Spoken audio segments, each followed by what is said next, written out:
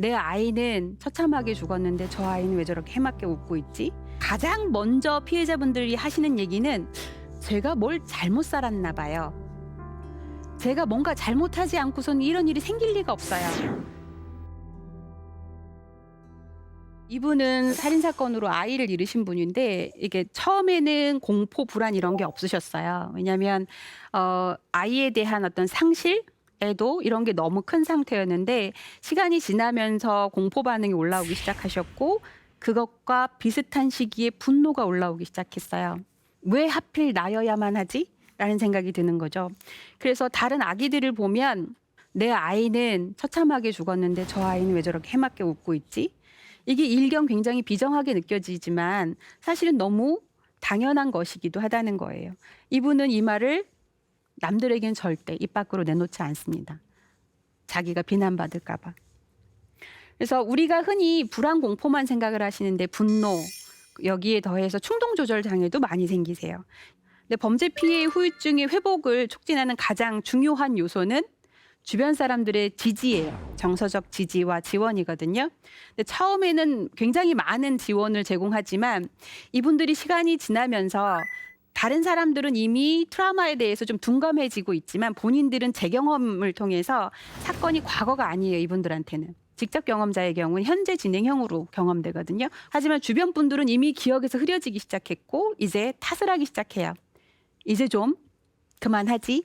이제 좀 나아질 때가 되지 않았어? 라고 이야기를 하는 거죠. 그러면 피해자 입장에서는 나를 이해하지 못한다고 생각해서 분개하게 되고 이제 갈등이 생기는 거예요. 그래서 친밀했던 사람들조차도 이제 주변을 떠나고 혼자 남겨지는 피해자들도 다수 존재합니다. 신념 영역에서도 되게 중요한 변화가 생기는데요. 가장 먼저 피해자분들이 하시는 얘기는 제가 뭘 잘못 살았나 봐요. 제가 뭔가 잘못하지 않고서는 이런 일이 생길 리가 없어요. 잘못도 안 했는데 이런 일이 생긴다는 건 말이 안 되잖아요. 그래서 원인 찾기를 내면에서 시작을 해요. 근데 내면에서 아무리 찾아도 내가 이 정도로 잘못한 적은 없거든요. 그럼 이제 바깥으로 돌리는 거예요. 그래서 어떠한 가해자 탓을 하거나 세상 탓을 하거나 심지어 하나님 탓을 하기도 하죠. 근데 이렇게 탓하기를 해서 해결이 될 수 있을까요? 그러지가 못해요. 그래서 이 분노의 화살이 내면으로 향했다가 바깥을 향했다가 수시로 반복하면서 상체기를 내게 됩니다.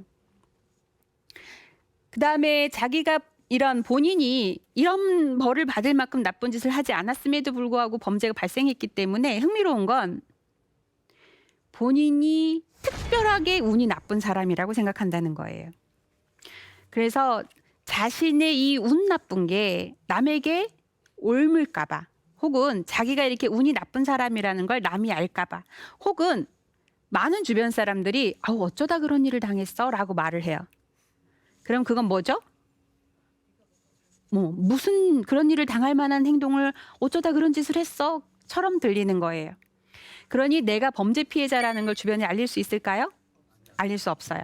그걸 알리는 순간 사람들은 분명히 그럴 만한 짓을 했기 때문이라고 생각할 거라고 믿기 때문이고 실제로 주변에서 그렇게 반응하세요. 결과적으로는 관계 영역에서 문제가 많이 생기죠. 정상적으로는 아주 그냥 상식적으로는 범죄 피해자가 생겼어요. 그러면 지역사회는 그를 보호하기 위해서 최선을 다할 거라고 기대하죠. 그렇게 사셨나요? 한번 반성해 보세요. 흥미롭게도 이웃이 중요한 2차 가해자라는 거예요. 실제로 피해자를 근접해서 케어해 본 경험에 근거하면 이웃만큼 심각한 2차 가해자는 없어요. 사실은 그게 제가 이 강연을 수락한 이유이기도 해요. 물론 우리는 관심을 줬다고 생각해요. 어쩌다가 그랬어? 그런데 그 범인은 누구야? 어디서 그랬어? 이렇게 자꾸 물어요. 왜 묻죠? 그 사람을 위로하기 위해서 묻나요? 맞아요. 호기심 때문이에요. 사실은 호기심이고요. 그걸 통해서 나를 보호할 수 있는 기본 전략을 세우기 위해서 묻는 거예요. 피해자가 그걸 모를까요? 알아요. 또 어떤 어르신이 굉장히 나이가 많은 어르신이에요. 늦둥이를 살인사건으로 잃으셨어요. 근데 이분이 되게 작은 마을에 사시거든요. 근데 장애를 안 가세요. 동네 어르신들이 저쪽부터 정말 사돈의 팔촌 되게 먼 친척 분들까지 다 몰려오시는 거예요. 그래서 아우 자네 어쩌다 그랬어 뭐 이렇게 하시는데 이게 관심일까요? 호기심일까요? 물론 일부는 관심일 거예요. 하지만 피해자 입장에서는 호기심으로 느껴진다는 거죠. 그러니까 피해자 입장에서는 그 여러 사람이 내게 와서 왜 그런 일이 생겼는지를 물어보면 난들 알아요? 할 말도 없는데 그럼에도 불구하고 너무 많은 사람들이 반복해서 찾아와서 이유를 묻는다는 거죠. 그래서 관심은 매우 중요해요. 근데 되게 요란한 관심이 아니라 조용한 관심을 보여주셨으면 좋겠어요. 그래서 그가 필요로 하는 현실적인 도움을 남모르게 조용히 제공하는 거. 예를 들면 공과금을 낸다거나 뭐 이런 것들도 되게 힘들어지시거든요. 그런 것에 대해서 좀 챙겨준다거나 이런 돌봄. 그러니까 요란하지 않고 조용하고 현실적인 도움. 이게 우리가 제공해야 할 돌봄인 것 같습니다.